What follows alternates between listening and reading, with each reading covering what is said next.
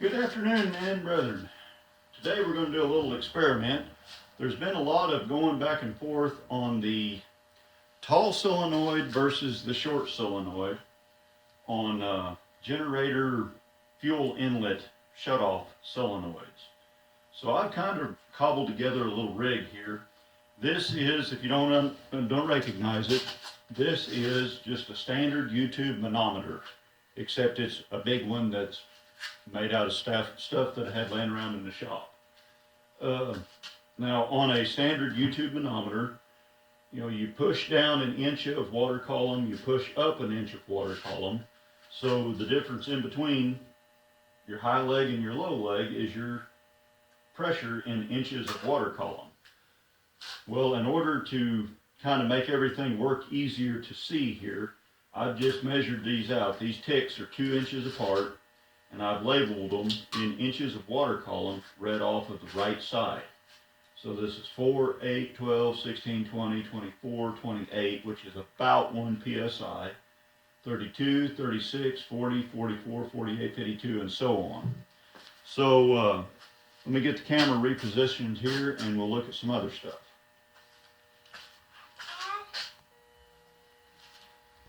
So mounted up here on this little rig is the short solenoid and plunger. Part number that's stamped on this is 0 Foxtrot 5022, August 0708. This came off of a 2008 series machine.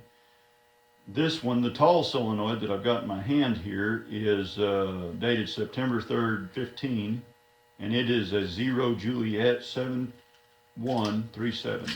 0 Juliet 7137. And this came off of a I think this was a first generation evolution machine, 20 kW or 22 kW. Anyway, that's the shorty, that's the tall one. So what we've got here, I've got me a couple of air pressure regulators. We're using air pressure, and we're just going to see if this thing will open up against a huge overpressure.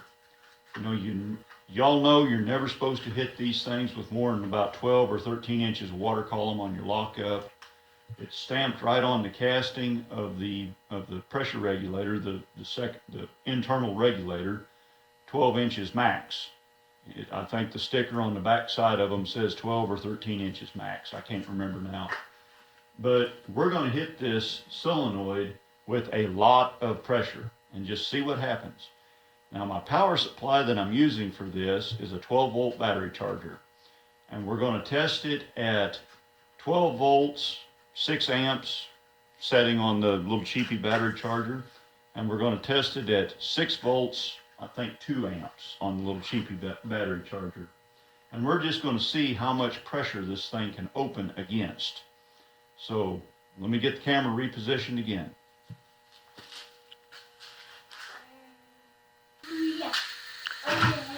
Okay, so there's about 2 psi, 56 inches water column, something like that anyway.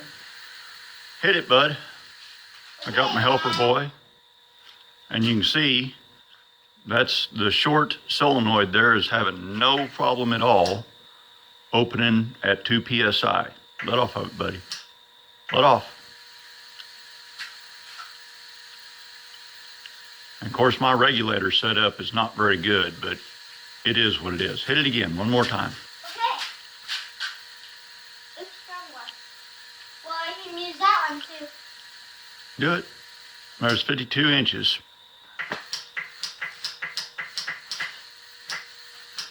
So I'm going to switch the battery charger over to 6 volts, 6 amps, and we'll continue from there. Are you going to put it right here? Yep. Okay. Over here. That's a slow motion one. Okay. Just hold it, touch it, hold it. I did. Don't let off. There's 28 inches. 24, opened up at about 20 inches. Okie dokie. Let off of it. Cool. Try it again.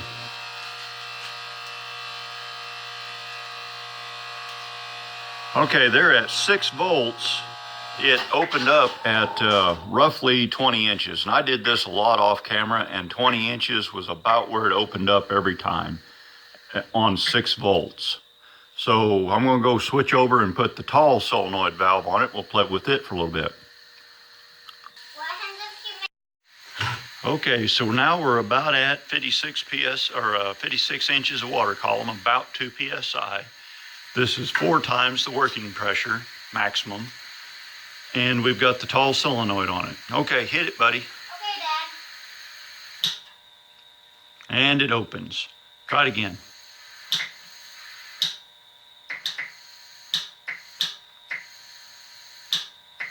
So you can see that with the tall solenoid, it's opening at 4 times working pressure every time.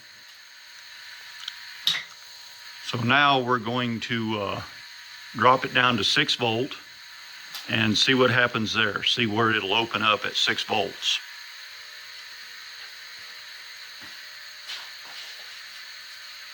Okay, Dad. Pick it up. Lever it. Just pick it up and leave it alone. Walk back up. Oop, you got it shorted. Huh? You had it shorted. Why did it have a shorty? Because you touched them together. Oh, what's a shorty? There's 28, 20, 30, something like that. Oh, it opened at about 28 inches. Cool, cool.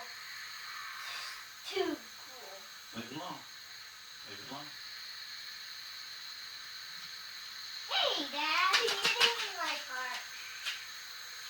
Stop. Hey, that thumb's sore. Oh. Oop, didn't get a good reading on it that time. Well, I can do good reading.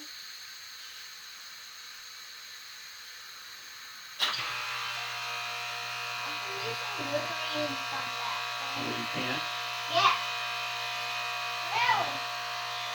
Did you know that? There's 32 inches.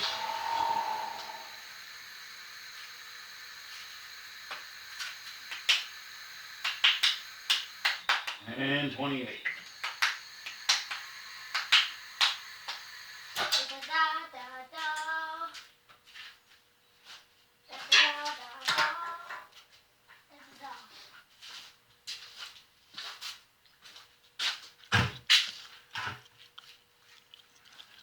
Shorty.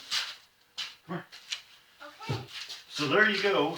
You can see that at half the voltage and almost, well, at double the working pressure and half the voltage, the tall solenoid valve, the tall solenoid would open.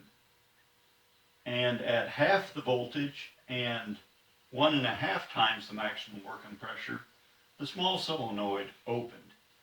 So the point of this whole experiment is to show you that even the short solenoid that came OEM on these things was much more than adequate.